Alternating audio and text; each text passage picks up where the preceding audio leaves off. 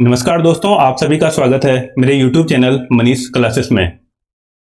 आज हम यहाँ पर जो फॉरेस्ट गार्ड का पेपर हुआ था आपका 16 फरवरी 2020 को, उसमें जितने भी 100 क्वेश्चंस आए थे उन सारे क्वेश्चन को यहाँ पे डिस्कस करेंगे और कौन कौन से उसके करेक्ट आंसर थे। तो इस पेपर को आपने देखना है और आपको एनालाइज करना है, क्योंकि इसी तरीके का पेपर जो अब आपका अपकमिंग एग्जाम है, जो 28 जुलाई को अभी मीन्स प्रस्तावित तिथि है, उस दिन आपका फॉरेस्ट गार्ड का एग्जाम हो सकता है।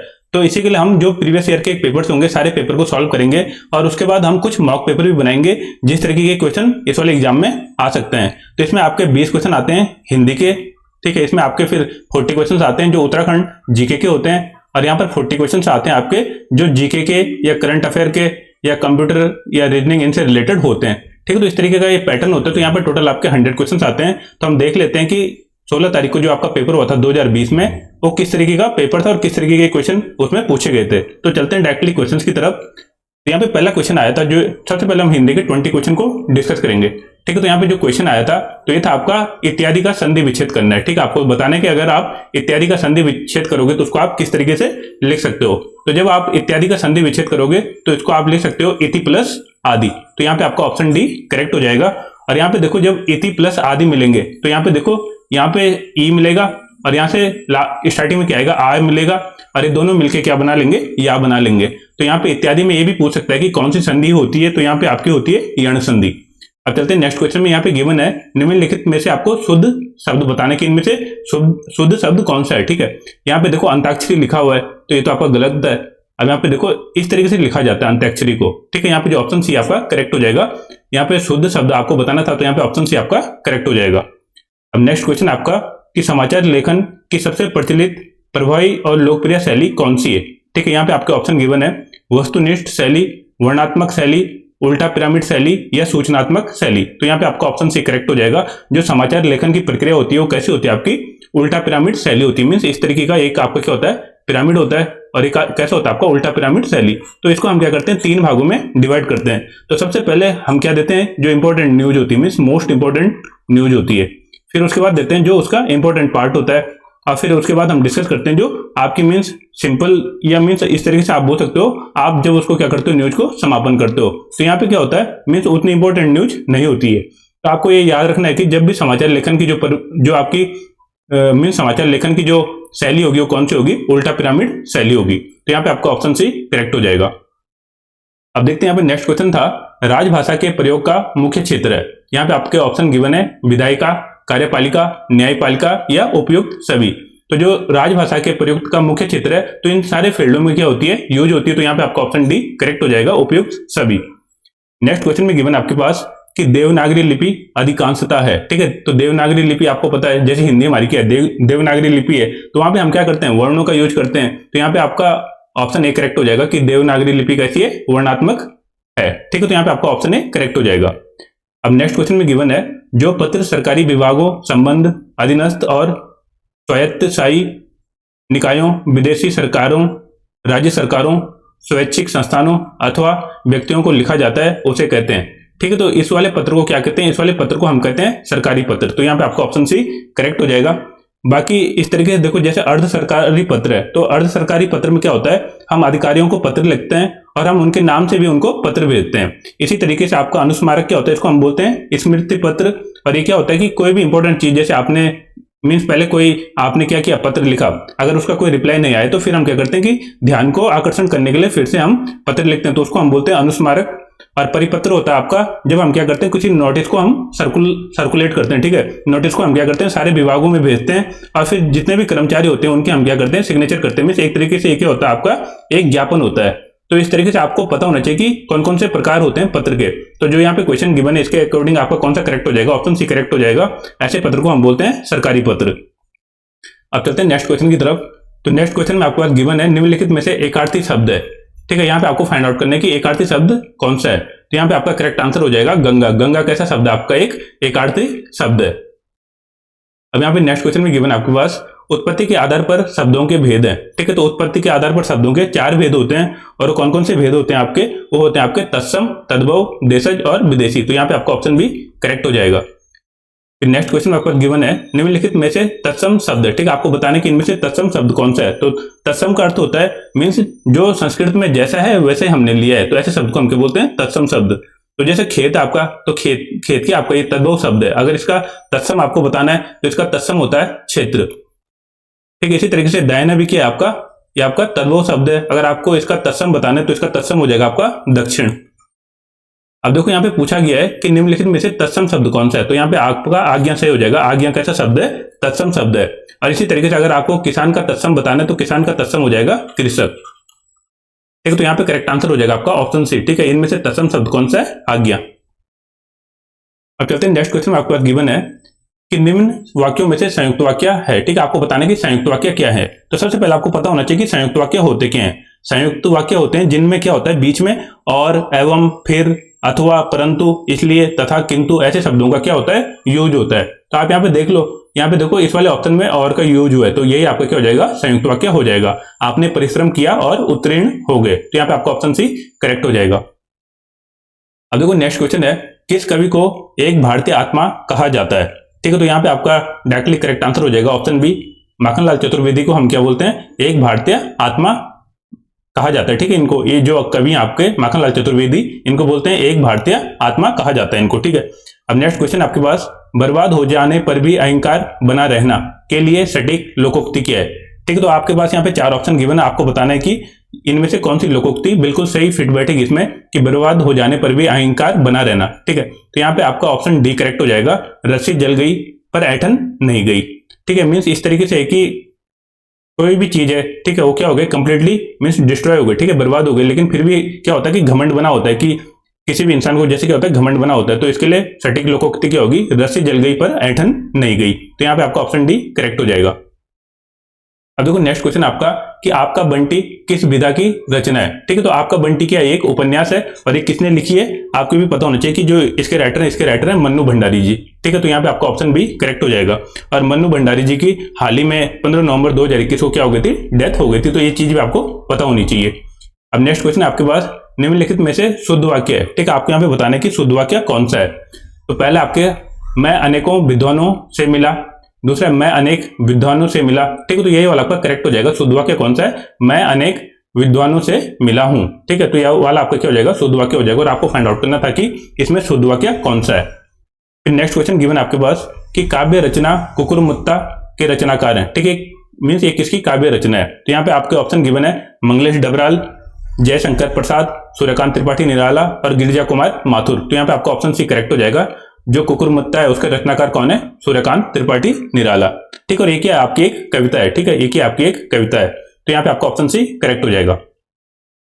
अब देखो नेक्स्ट क्वेश्चन में गिवन है, निम्नलिखित में से कमल का पर्यायवाची नहीं है। ठीक है, आपको बताना कि कमल का पर्यायवाची इनमें से कौन सा नहीं है। तो सरोज भी होता है, नीरज भी होता है और जलज भी होता है। तो यहाँ पे कौन सा नहीं होगा, अम्बुद नहीं होगा। ठीक है, अम्बुद किसका पर्यायवाची होता है, ये होता है आपका बादल का या मेघ का। ठीक है, तो इसको हम, इसका पर्यायवाची क्या होता है, अम्बुद होता है। जबकि कमल के तीनों पर्यायवाची होते हैं, सरोज, नीरज और जलज।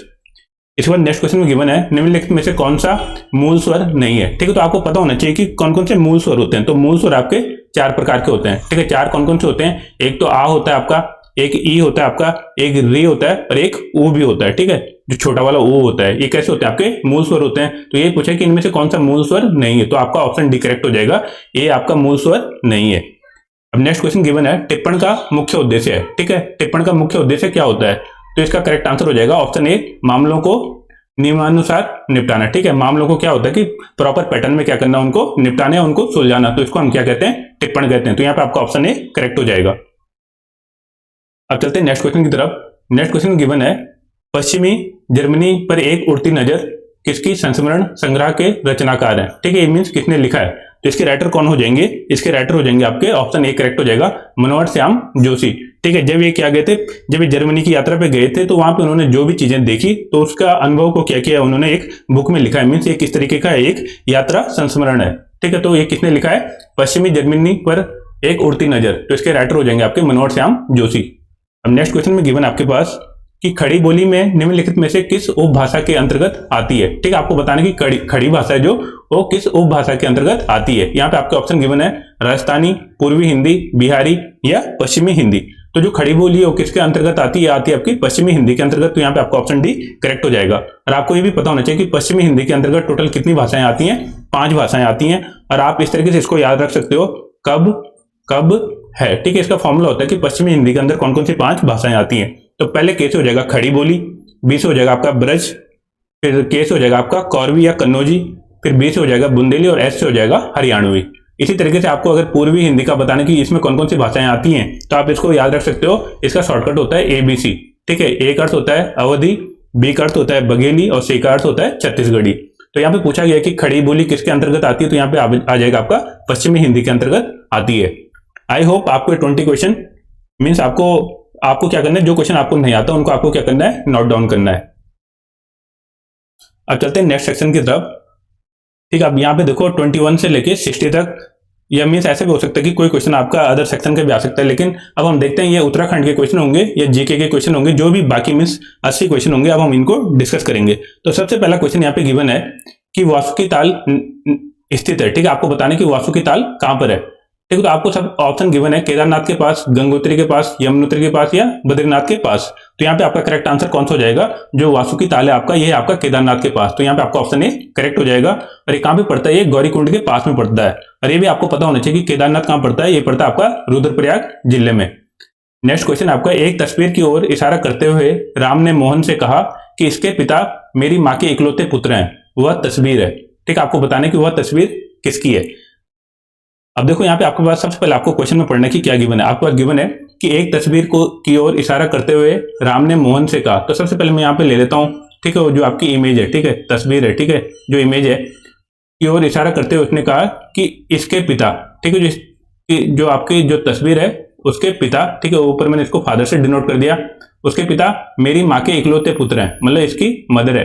ठीक है, जो इसकी भी मदर है उसके क्या इकलौते पुत्र हैं। तो मीन्स यहाँ पे जो फादर है वो कौन है, मीन्स ये अपनी बात कर रहा है। किसकी बात कर रहा है, राम अपनी ही बात कर रहा है। अब यहाँ पे पूछा गया है कि वह तस्वीर है। ठीक है, यहाँ पे गिवन आपके पास एक तस्वीर को इशारा करते हुए राम ने मोहन से कहा कि इसके पिता उसके इकलौते पुत्र हैं, तो वह तस्वीर है। ठीक है, आपको बताने की इस तस्वीर का क्या रिलेशन है, वो आपके पास ऑप्शन गिवन है कि राम की बहन की है। ठीक है, तो राम की बहन की तो हो नहीं सकती, उसके नीचे तो मीन्स कहीं ना कहीं या तो लड़की की होगी या लड़के की होगी, तो ये तो हो नहीं सकता। फिर राम की भतीजी की है, ये भी नहीं हो सकता। ठीक है, राम की माँ की है, तो ये भी नहीं हो सकता। ठीक है, मदर तो ऊपर है, तो अब किसकी हो जाएगी, राम की लड़की की। तो यहाँ पे आपका ऑप्शन डी करेक्ट हो जाएगा। जो फोटो है किसकी है, वो राम की लड़की की फोटो है। तो यहाँ पे आपका ऑप्शन डी करेक्ट हो जाएगा। अब नेक्स्ट क्वेश्चन आपके पास गिवन है कि स्वामी विवेकानंद आश्रम स्थित है। ठीक है, तो कहां पर है, ये है आपका चंपावत में, और कहां पर है, श्यामला ताल के किनारे। तो 23वें का आपका ऑप्शन ए करेक्ट हो जाएगा। अब देखो नेक्स्ट क्वेश्चन आपका हिस्ट्री से है। यहाँ पे पूछा गया है कि हड़प्पा कालीन स्थल लोथल स्थित है। ठीक है, आपको बताने की लोथल कौन से राज्य में पड़ता है। आपके ऑप्शन गिवन है गुजरात में, मेरठ में, राजस्थान में या हरियाणा में। तो यहाँ पे आपका ऑप्शन ए करेक्ट हो जाएगा। तो लोथल कहां से मिला आपका, ये आपका गुजरात में मिला है। एक साइड जो हड़प्पा कालीन की है, एक साइड है। ठीक है, और यहाँ से मेसोपोटामिया के साथ क्या होता था, व्यापार होता था पहले। तो जो हड़प्पा कालीन थे, तो यहाँ पे आपको क्या, यहाँ पे मोहरें भी मिली हैं। ठीक है, और ये मोहरें आपको कहाँ से मिली हैं, जो मेसोपोटामिया की जो मोहरें मिली। तो इससे हमको पता लगता है कि जो भारत का पहले क्या था, व्यापार था, वो बाहर मेसोपोटामिया की जो सभ्यता थी वहां से भी उनका क्या था, व्यापार था। तो हड़प्पा कालीन स्थल जो लोथल है वो कहाँ से मिला है, गुजरात से मिला है। ठीक है, अब नेक्स्ट क्वेश्चन आपका कि धनुष तीर्थ कहलाता है। ठीक है, तो आपको बताने की धनुष तीर्थ किसको कहा जाता है। आपके ऑप्शन गिवन है बद्रीनाथ, श्रीनगर या उत्तरकाशी या ऋषिकेश। तो धनुष तीर्थ किसको कहते थे, जो श्रीनगर है आपका गढ़वाल में, तो इसको हम क्या कहते हैं, धनुष तीर्थ। और ये किस में कहा जाता था, जो भी इसका मीन्स पौराणिक नाम है। ठीक है, श्रीनगर का पौराणिक नाम क्या है, धनुष तीर्थ। तो यहाँ पे आपका ऑप्शन भी करेक्ट हो जाएगा। नेक्स्ट क्वेश्चन है स्वेज नहर के दोनों सिरों पर स्थित पतन युग्म है। ठीक है, आपको बताना है जो स्वेज नहर है उसमें मीन्स इस तरीके से जो आपकी स्वेज नहर है, तो आपको बताना है कि उसके यहाँ पर और यहाँ पर कौन से पत्तन है। ठीक है, कौन से डॉकयार्ड है। अब देखो यहाँ पे आपके ऑप्शन गिवन है काहिरा और अलेक्जेंड्रिया, स्वेज तथा कहिरा तथा पोर्ट सईद या पोर्ट सईद या तैफिक। तो यहाँ पे आपका ऑप्शन डी करेक्ट हो जाएगा। जो स्वेज नहर के दोनों तरफ में जो आपके पत्तन है वो कौन कौन से आपके, वो आपका पोर्ट सईद और तैफिक। अब देखो आपको इसको किस तरीके से याद रखना है, आपको इस तरीके से याद रखना है कि ऊपर तो आपका क्या है, यहाँ पे आपका भूमध्य सागर। ठीक है, ऊपर की आपका भूमध्य सागर, जब आप वर्ल्ड मैप में देखोगे तो आपको पता लगेगा। और यहाँ पर आपका लाल सागर, तो जो लाल सागर के ऊपर वाला पत्तन है यहाँ पर, ठीक है, ये वाला जो आपका पत्तन है वो कौन सा आपका, पोर्ट तैफिक। ठीक है, कौन सा, पोर्ट तैफिक। और जो भूमध्य सागर के पास वाला है ये कौन सा आपका, पोर्ट सईद। ठीक है, तो ये चीजें आपको पता होनी चाहिए कि जो आपकी स्वेज नहर है उसके दोनों सिरों में कौन कौन से पत्तन है। एक तो पोर्ट सईद है और दूसरा कौन सा है, तैफिक। अब चलते हैं नेक्स्ट क्वेश्चन की तरफ। देखो नेक्स्ट क्वेश्चन में गिवन है गढ़वाल राइफल का युद्ध से संबंधित जय घोष कौन सा है? ठीक है, यहाँ पे आपका ऑप्शन गिवन है जय काली देवी, जय केदार धाम, जय बद्री विशाल या जय चंद्रबदनी देवी। तो यहाँ पे आपका ऑप्शन सी करेक्ट हो जाएगा। जो गढ़वाल राइफल्स है इसका जो जय घोष है कौन सा है? जय बद्री विशाल। नेक्स्ट क्वेश्चन में गिवन है कि सीमांत गांधी के नाम से किसे जाना जाता है? ठीक है, बहुत बार पूछा जाता है क्वेश्चन में, तो इसका ऑप्शन ए करेक्ट हो जाएगा। खान अब्दुल खान गफ्फार को जाना जाता है, ठीक है, सीमांत गांधी के नाम से। नेक्स्ट क्वेश्चन है भोटिया जाति का ग्रीष्मकालीन आवास कहलाता है। ठीक है, तो ग्रीष्मकालीन आवास क्या कहलाता है? तो यहाँ पे आपका ऑप्शन करेक्ट हो जाएगा मैथ। ठीक है, जो भोटिया जाति है उसका जो ग्रीष्मकालीन आवास होता है उसको हम बोलते हैं मैथ। और अगर शीतकालीन पूछता है तो शीतकालीन को हम या तो गुंडा बोलते हैं या तो हम मुंसा बोलते हैं। अब नेक्स्ट क्वेश्चन आपके पास गिवन है कि निम्न में से कौन सी एक उच्च संस्था की स्थापना सन 1982 ईस्वी में ग्रामीण वित्तीय व्यवस्था में शामिल सभी संस्थानों के क्रियाकलापों को समन्वित करने के लिए की गई थी? ठीक है, यहाँ पे लिखा है जो देखो ग्रामीण वित्तीय व्यवस्था, तो यहाँ से आप इजीली फाइंड आउट कर सकते हो। और ये भी लिखा है कि सन 1982 में, तो ऐसी कौन सी संस्था बनाई गई थी? ऐसी संस्था थी आपकी नाबार्ड। तो यहाँ पे आपका ऑप्शन ए करेक्ट हो जाएगा। और नाबार्ड की फुल फॉर्म आपको पता होना चाहिए। नाबार्ड की फुल फॉर्म होती है national bank for agriculture and rural development. और इसकी स्थापना कब हुई थी? इसकी स्थापना हुई थी 12 जुलाई 1982 को।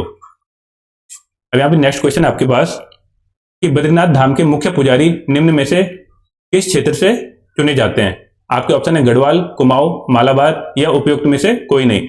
तो जो बद्रीनाथ धाम के जो मुख्य पुजारी होते हैं कहाँ के होते हैं? ये आपके केरल के होते हैं। ठीक है, तो मीन्स मालाबार यहाँ पे आपका करेक्ट आंसर हो जाएगा। और ये कैसे पुजारी होते हैं? आपके रावल। ठीक है, इनको हम बोलते हैं रावल पुजारी। ठीक है, ये आपके क्या होते हैं? बद्रीनाथ के मुख्य पुजारी होते हैं। तो ये कहाँ से बिलोंग करते हैं? ये आपका ऑप्शन के अकॉर्डिंग मालाबार करेक्ट हो जाएगा। और यहाँ पे केरल भी दे सकता था। ठीक है, अब नेक्स्ट क्वेश्चन आपके पास कि भारत पुरुष हॉकी विश्व कप की मेजबानी करेगा। ठीक है, तो भारत मीन्स जो आपका ये पुरुष हॉकी विश्व कप होगा ये कौन से सन में होगा? मीन्स आपको ये बताना है यहाँ पे। तो यहाँ पे करेक्ट आंसर हो जाएगा आपका 2023 ईस्वी में। तो यहाँ पे आपका ऑप्शन सी करेक्ट हो जाएगा। अब नेक्स्ट क्वेश्चन आपके पास कि उत्तराखंड के हस्तशिल्प उद्योग में प्रयुक्त रिंगाल का वानस्पतिक नाम क्या है? ठीक है, आपको बताना है कि रिंगाल का नाम क्या है। ठीक है, तो जो इसका बोटेनिकल नेम है वो है आपका किम्नोबम्बुसा फलकाटा। तो यहाँ पे आपका ऑप्शन भी करेक्ट हो जाएगा। ठीक है, रिंगाल का जो आपका बोटेनिकल नेम है वो क्या है? किम्नोबम्बुसा फलकाटा। नेक्स्ट क्वेश्चन आपके पास यहाँ पे 34 राम 12 किलोमीटर दक्षिण की ओर चलता है।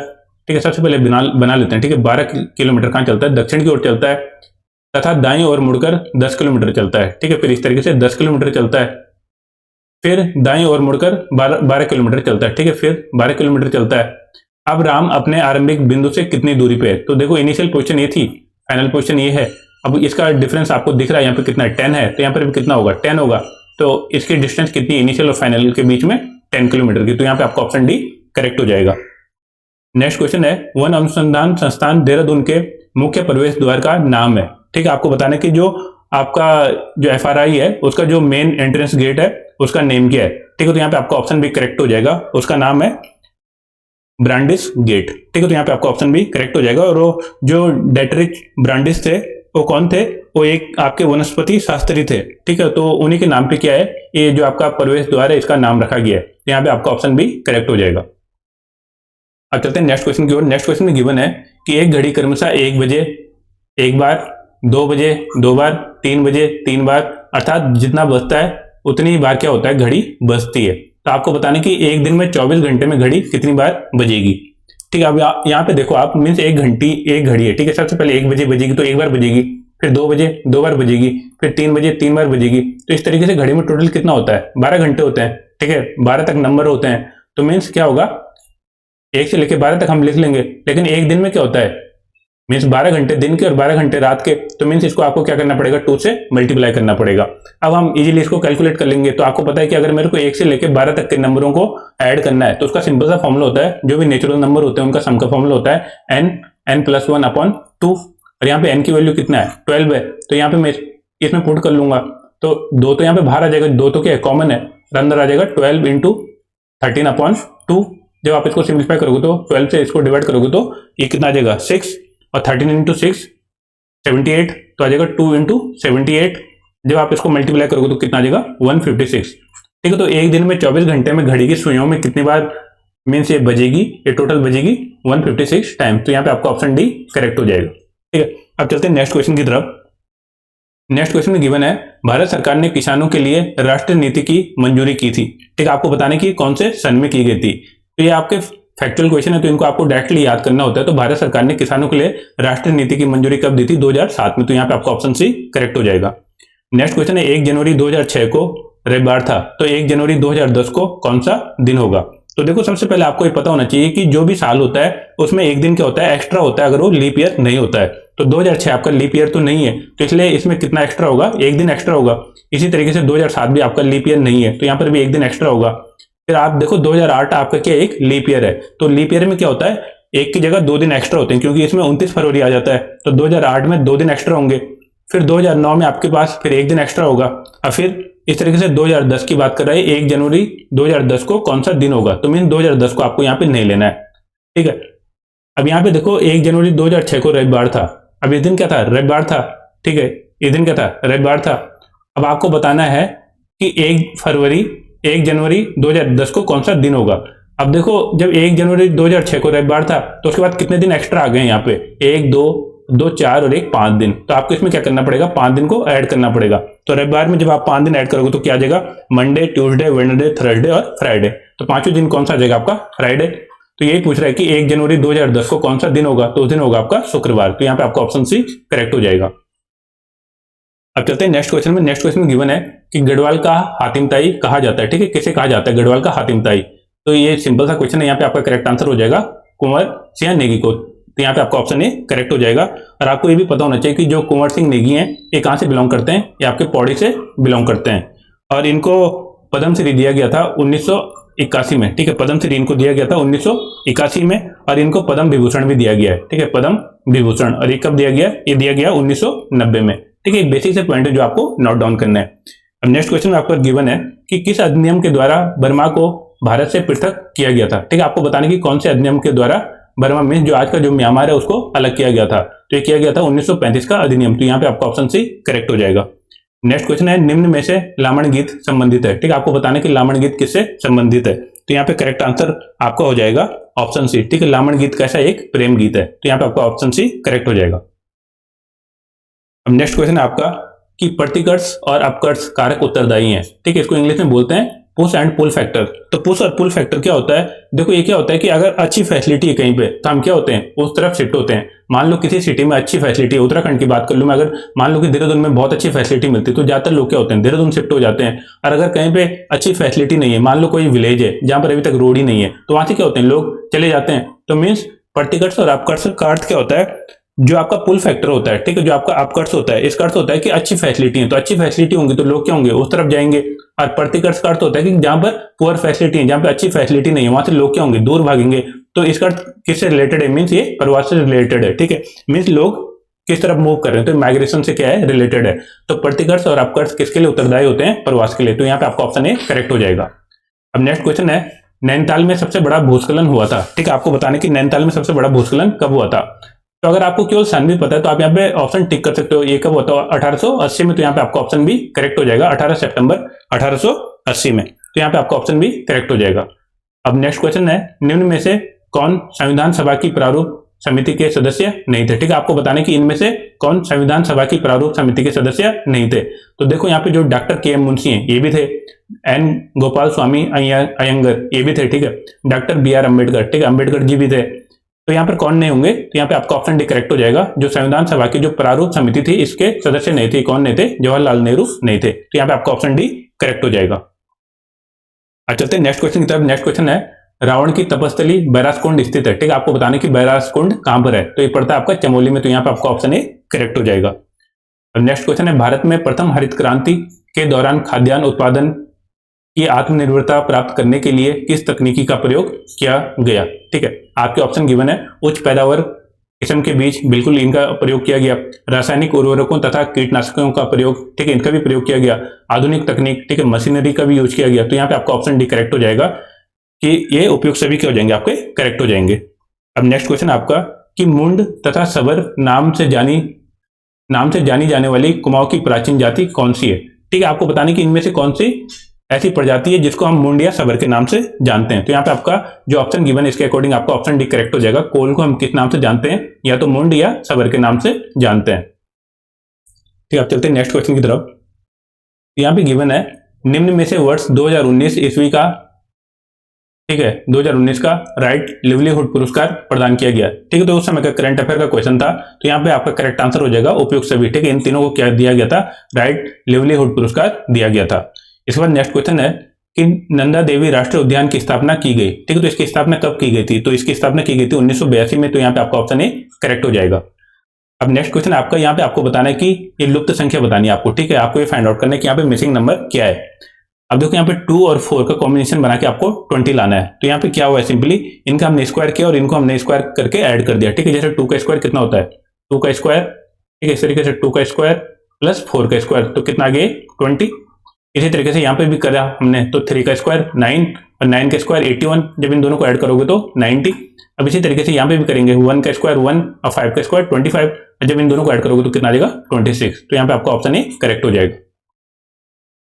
अब देखो नेक्स्ट क्वेश्चन में आपको गिवन है कि प्राचीन काल में अस्कोट राजधानी थी। ठीक है, आपको बताने की अस्कोट किसकी राजधानी थी। आपके ऑप्शन गिवन है पाल राजवंश की, चंद राजवंश की, कत्यूरी राजवंश की या कुनिंद राजवंश की। तो यहाँ पे आपका ऑप्शन सी करेक्ट हो जाएगा, कत्यूरी राजवंश की। जब एक्चुअली में क्या हुआ, जब कत्यूरी राजवंश पतन की ओर था तो उस समय उसके बहुत सारे पार्ट हो गए थे, तो उन्होंने मीन्स उनकी एक शाखा ने अस्कोट में भी अपनी राजधानी बनाई थी। तो यहाँ पे आपका ऑप्शन सी करेक्ट हो जाएगा। नेक्स्ट क्वेश्चन है डचों ने बंगाल में अपने पहले केंद्र की स्थापना की थी। ठीक है, तो आपको बताने की डचों ने कहां पर बंगाल में सबसे पहला अपना केंद्र बनाया था। आपके ऑप्शन गिवन है कलकत्ता में, बालासोर में, श्रीरामपुर में या चिंसुरा में। तो यहाँ पे आपका ऑप्शन डी करेक्ट हो जाएगा। जो डच आए थे, ठीक है, डच मीन्स कहां से आए थे, नीदरलैंड से आए थे, तो इन्होंने जो सबसे पहला अपना केंद्र बनाया था वो कहां पे बनाया था, चिंसुरा में। तो यहाँ पे आपका ऑप्शन डी करेक्ट हो जाएगा। और आपको ये भी याद रखना, ये बहुत इंपॉर्टेंट क्वेश्चन कई बार पूछा जाता है, जो कौन सा आपका जो बेदरा का युद्ध हुआ था। ठीक है, कब हुआ था ये हुआ था 1759 में। तो इसी में जो ये युद्ध हुआ था, ये किसके बीच हुआ था, अंग्रेजों और डचों के बीच में हुआ था, जिसमें अंग्रेज जीत गए थे और उन्होंने क्या कर दिया था, डचों को यहाँ पे बिल्कुल खत्म कर दिया था। तो ये वाला क्वेश्चन भी आपको याद रखना है। अब नेक्स्ट क्वेश्चन की तरफ चलते हैं। नेक्स्ट क्वेश्चन में आपके पास कि टेरी रियासत के किस राजा को अपने नाम से शहर स्थापना की परंपरा शुरू करने का श्रेय जाता है। ठीक है, आपको इनमें से बताना कि कौन सा राजा था जिसके नाम पे क्या होता था, जो शहरों पे उसने नाम रखने की परंपरा शुरू की। तो देखो प्रद्युम्न शाह तो आप एलिमिनेट कर दोगे, क्योंकि टेरी रियासत से इनका कुछ लेन देन है नहीं। अब आपके पास यहाँ पे ऑप्शन बचे नरेंद्र शाह, प्रताप शाह और कीर्ति शाह। ठीक है, तो अगर आपको पता है कि सबसे पहले कौन से आए थे तो आप इसको इजीली टिक कर सकते हो। तो यहाँ पे आपका ऑप्शन भी करेक्ट हो जाएगा, क्योंकि सबसे पहले कौन थे, प्रताप शाह, इन्होंने प्रताप नगर बसाया। फिर कीर्ति शाह आ गए, फिर उसके बाद नरेंद्र शाह आ गए। तो इन्हीं से क्या शुरुआत हुई कि अपने नाम पे क्या रखते थे, मीन्स किसी शहर का नाम रखते थे। तो यहाँ पे आपका ऑप्शन भी करेक्ट हो जाएगा, प्रताप शाह। अब चलते हैं नेक्स्ट क्वेश्चन की तरफ।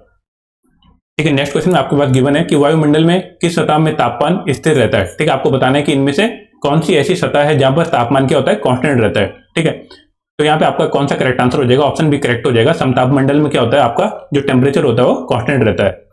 नेक्स्ट क्वेश्चन है आपका, यहाँ पे आपको बताने की अलगोजा बजाया जाता है। ठीक है, अलगोजा एक वाद्य यंत्र है और आपको बताने की कैसे बजाया जाता है। तो यहाँ पे करेक्ट आंसर हो जाएगा, ये बजाया जाता है आपका मुंह से। ठीक है, ये हवा से बजाया जाता है। ठीक है, फूंक मार के बजाया जाता है। तो अलगोजा कैसा यंत्र है एक, जो मुंह से बजाया जाता है। अब चलते हैं नेक्स्ट क्वेश्चन की तरफ। नेक्स्ट क्वेश्चन है संयुक्त राष्ट्र निशस्त्रीकरण आयोग की स्थापना की गई। ठीक है, आपको बताने की इसकी स्थापना कब की गई। तो ये फैक्चुअल क्वेश्चन, इनका आपको डायरेक्टली क्या करना होता है, मीन डायरेक्ट डेट याद रखनी पड़ती है। तो इसका स्थापना हुई थी 24 अक्टूबर 1955 ईस्वी में। तो यहाँ पे आपका ऑप्शन डी करेक्ट हो जाएगा। नेक्स्ट क्वेश्चन है केदारनाथ पुनर्निर्माण का कार्य NIM, ठीक है, नेहरू पर्वतारोहण संस्थान को आधिकारिक तौर पर कब सौंपा गया था। ठीक है, आपको डेट बताने की कौन सी डेट को सौंपा गया था। तो यहाँ पे आपका करेक्ट आंसर हो जाएगा ऑप्शन बी, 11 मार्च 2014 को सौंपा गया था। और आपको ये भी पता होना चाहिए कि जो पर्वतारोहण संस्थान है आपका, ये नेहरू वाला, ये कहां पर है, ये आपका उत्तरकाशी में पड़ता है। ठीक है, अब नेक्स्ट क्वेश्चन है भारत में कार्य के बदले अनाज कार्यक्रम शुरू किया गया। ठीक है, आपको बताने की कौन से सन में किया गया था। तो भारत में कार्य के बदले अनाज जो कार्यक्रम शुरू किया गया था, ये किया गया था 1977-78 में। तो यहाँ पे आपका ऑप्शन सी करेक्ट हो जाएगा। फिर नेक्स्ट क्वेश्चन है एकीकृत औद्योगिक नीति 2008 ईस्वी के अंतर्गत उत्तरकाशी जनपद को किस श्रेणी में रखा गया है। ठीक है, तो यहाँ पे जो उत्तरकाशी जनपद है उसको रखा गया है श्रेणी ए में। तो यहाँ पे आपका ऑप्शन ए करेक्ट हो जाएगा। नेक्स्ट क्वेश्चन है लद्दाख के प्रथम लेफ्टिनेंट गवर्नर थे। ठीक है, कौन थे लद्दाख के प्रथम लेफ्टिनेंट गवर्नर। तो यहाँ पे आपका ऑप्शन सी करेक्ट हो जाएगा, राधा कृष्ण माथुर। तो यहाँ पे आपका ऑप्शन सी करेक्ट हो जाएगा। ठीक है, नेक्स्ट क्वेश्चन है अलकनंदा तथा धौलीगंगा का संगम स्थान है। ठीक है, आपको बताना कि अलकनंदा और धौलीगंगा कहां पर मिलती हैं। तो ये कहां पर मिलती हैं, आपका विष्णु प्रयाग में मिलती हैं। तो यहाँ पे आपका ऑप्शन बी करेक्ट हो जाएगा। बाकी नंद प्रयाग में कौन कौन सी नदी मिलती है आपकी, अलकनंदा और नंदाकिनी। ठीक है, अभी हमने विष्णु प्रयाग में पढ़ दिया यहाँ पे कौन कौन सी मिलती हैं, अलकनंदा और धौलीगंगा। इसी तरीके से आपको पता होना चाहिए कि कर्णप्रयाग में कौन कौन सी मिलती है। कर्णप्रयाग में मिलती है अलकनंदा और पिंडर नदी, और रुद्रप्रयाग में आपकी मिलती है अलकनंदा और मंदाकिनी। ठीक है, और पांचों प्रयाग कौन सा आपका, देवप्रयाग। तो देवप्रयाग में कौन सी मिलती है, अलकनंदा और भागीरथी। ठीक है, तो ये तो सिंपल सा है। तो यहाँ पे पूछा गया था कि अलकनंदा और धौलीगंगा का संगम स्थान कौन सा है, तो यहाँ पे आपका ऑप्शन भी करेक्ट हो जाएगा, विष्णु प्रयाग। अब चलते हैं नेक्स्ट क्वेश्चन की तरफ। देखो यहाँ पे आपको बताना है कि यहाँ पर जो ये लुप्त संख्या है वहां पर कौन सा नंबर आएगा। तो देखो सबसे पहले आपको यहाँ पे आइडेंटिफाई करना है कि यहाँ पे कौन सा पैटर्न चल रहा है। अब देखो यहाँ पे क्या पैटर्न चल रहा है, देखो 2 से 3 और फिर 3 से 5, मीन्स यहाँ पे एक इंक्रीज हुआ है और फिर यहाँ पे 2 इंक्रीज हुआ है। इसी तरीके से लास्ट वाली लाइन में देख लो आप, यहाँ पे कितना है 23, फिर 30, फिर 38। तो यहाँ पे देखो कितने का इंक्रीमेंट हुआ है, 7 का, और फिर यहाँ पे एक और ऐड कर लिया, मीन 7 + 1 8। तो यहाँ पे कितने का इंक्रीमेंट हुआ है, 8 का इंक्रीमेंट हुआ है। अब यहाँ पे देखो यहाँ पे 8 गिवन है और यहाँ पे 12 गिवन है, और आपको फाइंड आउट करना है कि यहाँ पे क्या नंबर आएगा। अब देखो अगर मेरे को 8 से 12 में जाना है तो मेरे को क्या करना पड़ेगा, +4। अब देखो अगर मैंने यहाँ पे +4 ऐड किया और इस तरीके से सीरीज किया और इंक्रीज हो रही है, यहाँ पर तो इस तरीके से इंक्रीज हो रही थी, ठीक है, यहाँ पर भी आगे बढ़ रही थी, लेकिन यहाँ पे बैकवर्ड डायरेक्शन में जा रही है। तो 12 में मैं क्या ऐड करूंगा, 5 ऐड करूंगा, 4 के बाद 5 ऐड करूंगा, तो 12 + 5 कितना आ जाएगा, 17 आ जाएगा। तो यहाँ पे आपका ऑप्शन डी करेक्ट हो जाएगा कि जो लुप्त संख्या है उसकी वैल्यू कितनी आएगी, उसकी वैल्यू आएगी 17। अगर आपको इसका कोई अदर पैटर्न पता चलता है तो आप मेरे को कमेंट सेक्शन के थ्रू बताना। अब चलते हैं नेक्स्ट क्वेश्चन की तरफ।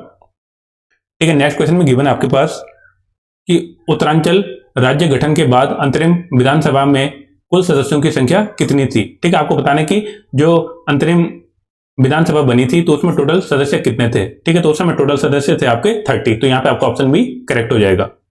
नेक्स्ट क्वेश्चन है, अंग्रेजी वर्णमाला में बाएं से 25वें अक्षर के बाएं में 13वां अक्षर कौन सा होगा। ठीक है, सबसे पहले आपको आइडेंटिफाई करना है कि जो आपका यहाँ इस वाली साइड से 25वां अक्षर कौन सा होता है। तो आपको डायरेक्टली वर्डों का पैटर्न पता होना चाहिए कि जो अल्फाबेट होते हैं कौन सा नंबर कौन से नंबर पे होता है। तो यहाँ पे जो वाई होता है आपका, वाई कौन से नंबर पे होता है, 25वें नंबर पे होता है। अब यहाँ पे बोला गया कि इसके बाएं में 13वां अक्षर कौन सा होगा, मीन्स इसके आपने इस साइड जाना है, तो आपको बताना है कि यहाँ पे 13वां अक्षर कौन सा होता है। मीन्स कोई नंबर है, ठीक है, जब आप इसमें 13 ऐड करोगे तो आप कहाँ पे पहुंच जाओगे, वाई पे पहुंच जाओगे। तो मीन्स 25 में से आपको 13 को सब्ट्रैक्ट करना पड़ेगा। तो कौन सा जगह यहाँ पे 12, अरे 12 में 12 किसकी पोजीशन होती है, एल की पोजीशन होती है। ठीक है, तो यहाँ पे कौन सा वर्ड होगा आपका, एल वाला अक्षर होगा। तो यहाँ पे आपका ऑप्शन ए करेक्ट हो जाएगा। अब चलते हैं नेक्स्ट क्वेश्चन की तरफ। नेक्स्ट क्वेश्चन में निम्नलिखित में से उत्तराखंड के सूक्ष्म, लघु और मध्यम उद्योग का शीर्ष निकाय कौन सा है। ठीक है, यहाँ पे आपके ऑप्शन गिवन है, state industrial development corporation of Uttarakhand limited, state industrial area, फिर इंडस्ट्रीज एसोसिएशन ऑफ उत्तराखंड, या special economic zone of Uttarakhand. तो इसका यहाँ पे करेक्ट आंसर हो जाएगा ऑप्शन सी। ठीक है, इंडस्ट्रियल एसोसिएशन ऑफ उत्तराखंड के अंतर्गत आते हैं ये सारे जो भी आपके हैं सूक्ष्म, लघु, मध्यम उद्योग। तो यहाँ पे आपका ऑप्शन सी करेक्ट हो जाएगा। अब चलते हैं नेक्स्ट क्वेश्चन की तरफ। नेक्स्ट क्वेश्चन में आपके पास poverty and unBritish rule in India. ठीक है, इसके लेखक कौन है, आपको बताना है कि इस बुक के राइटर कौन है। तो इसके राइटर थे दादा भाई नौरोजी। तो यहाँ पे आपका ऑप्शन डी करेक्ट हो जाएगा। अब चलते हैं नेक्स्ट क्वेश्चन की तरफ। नेक्स्ट क्वेश्चन है ग्राम्य है। ठीक है, आपको बताना है कि ग्राम्य क्या है। ठीक है, तो ग्राम्य सबसे पहले आपको पता होना चाहिए क्या एक परियोजना है।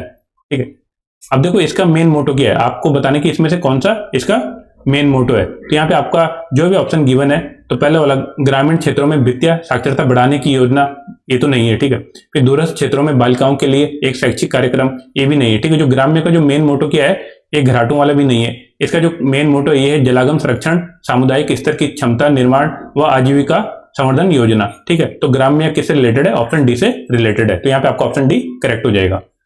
अब नेक्स्ट क्वेश्चन आपका, निम्नलिखित में से कौन सी गैस हमें सूर्य से आने वाली हानिकारक पराग बैंगनी किरणों से बचाती है। ठीक है, सिंपल सा क्वेश्चन है, तो कौन सी लेयर बचाती है आपको, ओजोन लेयर। तो यहाँ पे आपका ऑप्शन सी करेक्ट हो जाएगा।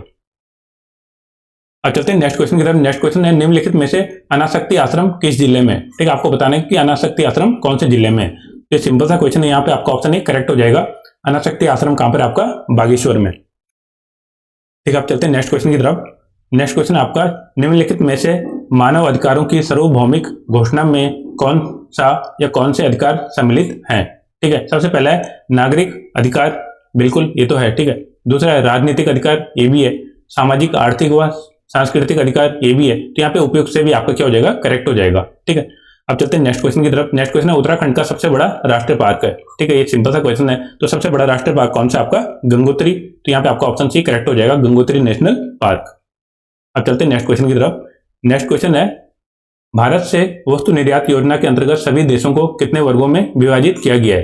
ठीक है, तो इनको टोटल वस्तु निर्माण योजना के अंतर्गत कितने भागों में बांटा गया है? टोटल 3 वर्गों में बांटा गया है। ये कौन कौन से आपके? एक इंपोर्ट, एक्सपोर्ट और ट्रेड डेफिसिट, मीन्स आयात निर्यात और एक तरीके से आप बोल सकते हो घाटा। ठीक है, आयात निर्यात और घाटा मीन्स टोटल कितनी कैटेगरी में बांटा गया है? 3 वर्गों में बांटा गया। तो यहाँ पे आपका ऑप्शन ए करेक्ट हो जाएगा। अब चलते हैं नेक्स्ट क्वेश्चन की तरफ। नेक्स्ट क्वेश्चन आपका 1857 ईस्वी के पश्चात नैनीताल को स्कूली शिक्षा के केंद्र के रूप में विकसित करने का श्रेय किसे जाता है? ठीक है, इसका आपका करेक्ट आंसर आ जाएगा ऑप्शन ए, हेनरी रैमजे को।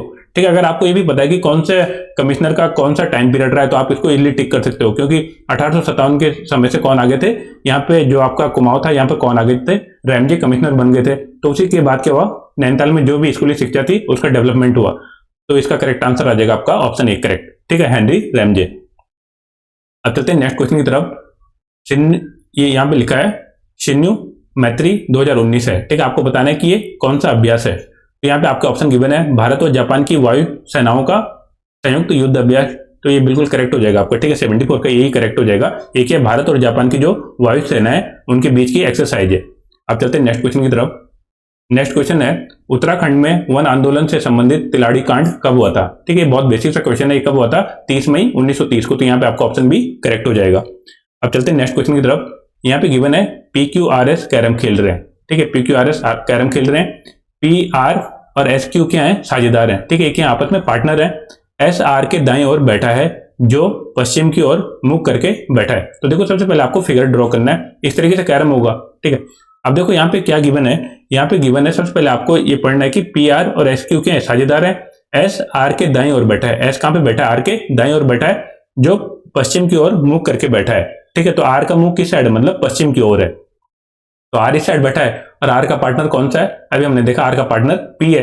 ठीक है, अब क्वेश्चन के अकॉर्डिंग बोला है कि SR के दाएं ओर बैठा है। SR के दाएं ओर बैठा है, तो मीन्स S की पोजीशन ये आ जाएगी और यहाँ पर किसकी पोजीशन आ जाएगी? Q की पोजीशन आ जाएगी।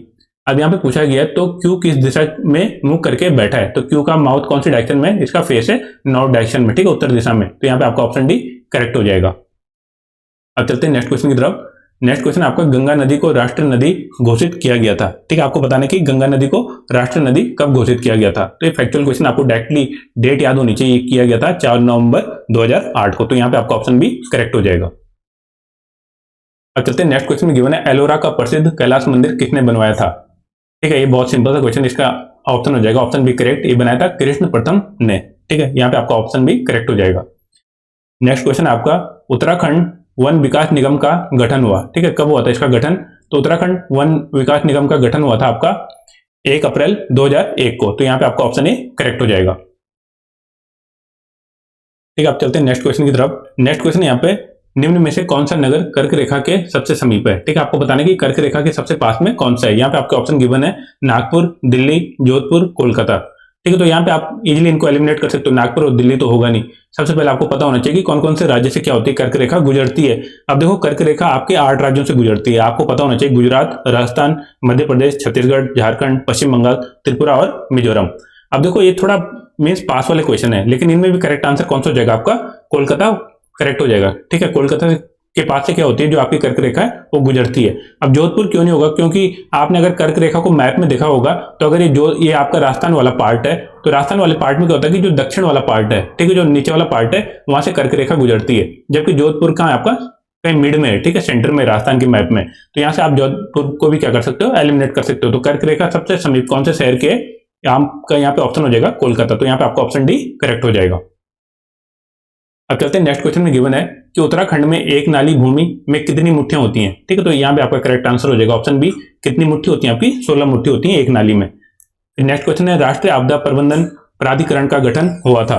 ठीक है, तो कब हुआ था? 2005 ईस्वी में। तो यहाँ पे आपका ऑप्शन ए करेक्ट हो जाएगा। नेक्स्ट क्वेश्चन है कैलाश मानसरोवर यात्रा का संचालन करता है। ठीक है, जो आपकी कैलाश मानसरोवर यात्रा होती है उसका संचालन कौन करता है? तो इसका संचालन करता है कुमाऊं मंडल विकास निगम। तो यहाँ पे आपका ऑप्शन सी करेक्ट हो जाएगा। अब चलते हैं नेक्स्ट क्वेश्चन की तरफ। नेक्स्ट क्वेश्चन आपका आवर्ती आयत चित्र का मान ज्ञात करने में अधिकतम उपयोग है। ठीक है, आपको बताना है जो हिस्टोग्राम है उसमें मोस्ट यूजफुल मींस कौन सी वैल्यू होती है। तो यहाँ पे बहुलक आपका क्या होता है?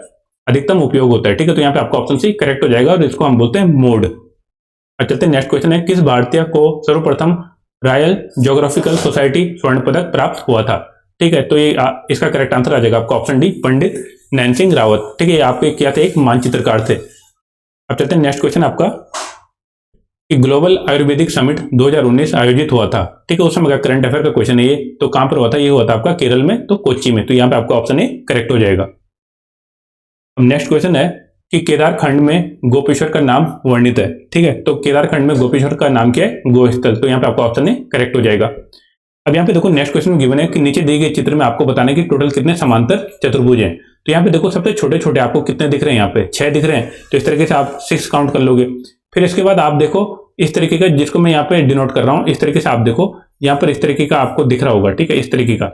तो जो बड़े वाले मीन्स यहाँ पर मैं डॉट डॉट से दिखा रहा हूँ, तो इस तरीके के कितने बनेंगे, एक तो ये वाला बनेगा जहाँ पे मैं इस कर्सर को ले आ रहा हूँ, दूसरा ये वाला बनेगा ऊपर ही, फिर इसी तरीके से तीसरा बनेगा और ये एक चौथा बनेगा। तो टोटल कैसे बनेंगे, यहाँ 4 बनेंगे। बाकी आपको इस तरीके से भी दिख रहे हैं। ठीक है, इस तरीके से भी आपको दिख रहे हैं। इस तरीके से आपको कितने दिख रहे हैं, 3 दिख रहे हैं खड़े हैं जो। ठीक है, तो 3 इनको आप काउंट कर लोगे। अब इसके बाद देखो एक आपको ये बड़ा वाला भी दिख रहा है। ठीक है, एक तो बड़ा वाला है और इस तरीके से आपको 2 इस तरीके के भी दिखेंगे जो मैं यहाँ पे नॉट एक बना रहा हूँ। ठीक है, इस तरीके के आपको कितने दिखेंगे, एक तो ये वाला दिखेगा और एक इस साइड में दिखेगा। ठीक है, तो कितने दिखेंगे, 2 और दिखेंगे। तो इन सबको आप ऐड कर लो, कितना जगह 6 4 10 3 13 2 15 और 1 16। तो यहाँ पे टोटल कितने समांतर चतुर्भुज हैं, टोटल 16। तो यहाँ पे आपका ऑप्शन भी करेक्ट हो जाएगा।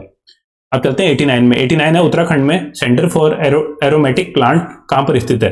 ठीक है, तो ये कहां पर आपका, ये सेलाकुई में पड़ता है, देहरादून के पास में। तो यहाँ पे आपका ऑप्शन बी करेक्ट हो जाएगा। अब चलते हैं नेक्स्ट क्वेश्चन की तरफ। नेक्स्ट क्वेश्चन है मुगल साम्राज्य के पतन के लिए कृषि संकट का सिद्धांत किसने प्रस्तुत किया था। ठीक है, ये किसने किया था, ये किया था इरफान हबीब ने। ठीक है, तो यहाँ पे आपका ऑप्शन ए करेक्ट हो जाएगा। ये एक बहुत मीन्स क्या है, ये इतिहासकार हैं और ये कहां से बिलोंग करते हैं, गुजरात के बड़ोदरा से बिलोंग करते हैं। अब नेक्स्ट क्वेश्चन है उत्तराखंड के उच्च हिमालयी चारागाहों को जाना जाता है। ठीक है, उसको किस नाम से जाना जाता है। तो ये बहुत सिंपल सा क्वेश्चन, इसका करेक्ट आंसर हो जाएगा बुग्यालों के नाम से जाना जाता है। तो 91 का ऑप्शन सी करेक्ट हो जाएगा।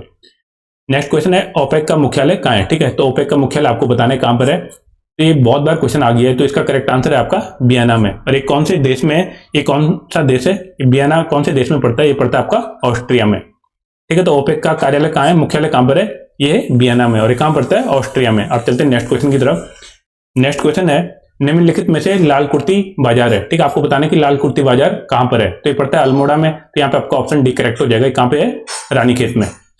इसके बाद नेक्स्ट क्वेश्चन है महात्मा गांधी द्वारा चलाए गए आंदोलनों का सही कालक्रम है। ठीक है, आपको बताना है कि सबसे पहले कौन सा आंदोलन हुआ, फिर उसके बाद कौन सा हुआ, फिर उसके बाद कौन सा हुआ।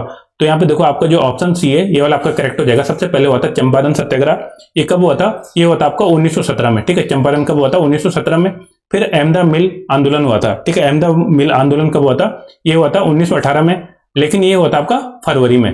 ठीक है, फिर इसके बाद जो खेड़ा सत्याग्रह है, ये भी आपका कब हुआ था, 1918 में हुआ था, लेकिन ये आपका हुआ था मार्च में। और फिर उसके बाद हुआ था असहयोग आंदोलन, ये कब हुआ था, 1920 में। तो यहाँ पे आपका ऑप्शन सी करेक्ट हो जाएगा, जो इसका प्रॉपर क्या है, कालक्रम है। सबसे पहले चंपारण, फिर अहमदाबाद मिल आंदोलन, फिर खेड़ा सत्याग्रह, फिर उसके बाद असहयोग आंदोलन। अब चलते हैं नेक्स्ट क्वेश्चन की तरफ। नेक्स्ट क्वेश्चन आपका भारतीय राष्ट्रीय कांग्रेस के बनारस अधिवेशन 1905 ईस्वी में कुमाऊं से भाग लेने वाले नेता कौन थे। ठीक है, जो ये राष्ट्रीय कांग्रेस अधिवेशन हुआ था 1905 में, तो इसमें किसने भाग लिया था, इसमें भाग लिया था पंडित हरगोविंद पन्त ने। तो यहाँ पे आपका ऑप्शन ए करेक्ट हो जाएगा। और आपको 1905 याद रखना, उसी समय क्या होता है, बंगाल विभाजन भी हुआ था। अब चलते हैं नेक्स्ट क्वेश्चन आपका। यहाँ पे आपको बताने की भारत में भूमि सुधार कार्यक्रम के मुख्य उद्देश्य क्या है। आपके ऑप्शन गिवन है मध्यवर्तियों की समाप्ति, पट्टेदारी व्यवस्था सुधार, भूमि जोतों की उच्चतम सीमा का निर्धारण या उपयोग सभी। तो यहाँ पे आपके सारे करेक्ट हैं। तो यहाँ पे आपका ऑप्शन डी करेक्ट हो जाएगा। ठीक है, अब यहाँ पे नेक्स्ट क्वेश्चन 1916 ईस्वी में किस प्रकार की समस्याओं के समाधान हेतु कुमाऊं एसोसिएशन की स्थापना वर्ष की गई थी। ठीक है, जो 1916 में जो आपका ये बनाया गया था कुमाऊं एसोसिएशन, इसकी स्थापना किस चीज के लिए की गई थी। तो इसका जो मेन मोटो था वो था वन संरक्षण। तो यहाँ पे आपका ऑप्शन भी करेक्ट हो जाएगा। अब चलते हैं नेक्स्ट क्वेश्चन है 24वें जलवायु परिवर्तन प्रदर्शन सूचकांक रिपोर्ट 2019 में भारत का कौन सा रैंक था। ठीक है, तो उस समय अगर करंट अफेयर का क्वेश्चन है ये, तो उस समय कौन सी रैंक थी, उस समय 11वीं रैंक थी। तो यहाँ पे आपका ऑप्शन ए करेक्ट हो जाएगा।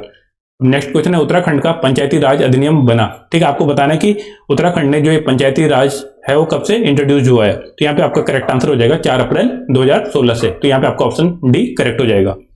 अब लास्ट क्वेश्चन आपका ये रीजनिंग का क्वेश्चन है। यहाँ पे गिवन है कोई तोता काला नहीं है। ठीक है, इस तरीके से मैं दिखा देता हूँ, कोई तोता क्या नहीं है, काला नहीं है। ठीक है, इस तरीके से मैं इसको डिनोट कर देता हूँ, कोई तोता काला नहीं है, इनके बीच में मतलब कोई भी रिलेशन नहीं है। और दूसरा गिवन है कि सारे कौवे के आपके काले हैं। ठीक है, इस तरीके से मैं के से डिनोट कर देता हूँ, सारे कौवे के हैं काले, मीन्स इसका पार्ट है, इसके अंदर है।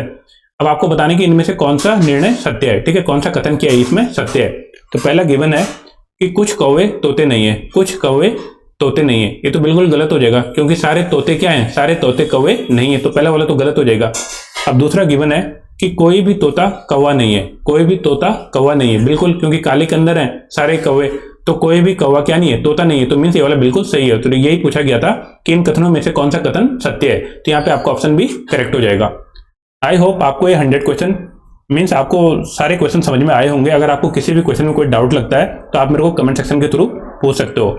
मिलते हैं नेक्स्ट लेक्चर में। नेक्स्ट लेक्चर में हम इसी का जो आपका फॉरेस्ट गार्ड का पेपर हुआ था इसके हम दूसरे सेक्शन को कंप्लीट करेंगे, या जो दूसरा पेपर पूछा गया था हम उसके कंप्लीट 100 क्वेश्चन को डिस्कस करेंगे। तो मिलते हैं नेक्स्ट लेक्चर में, तब तक के लिए थैंक यू, बाय।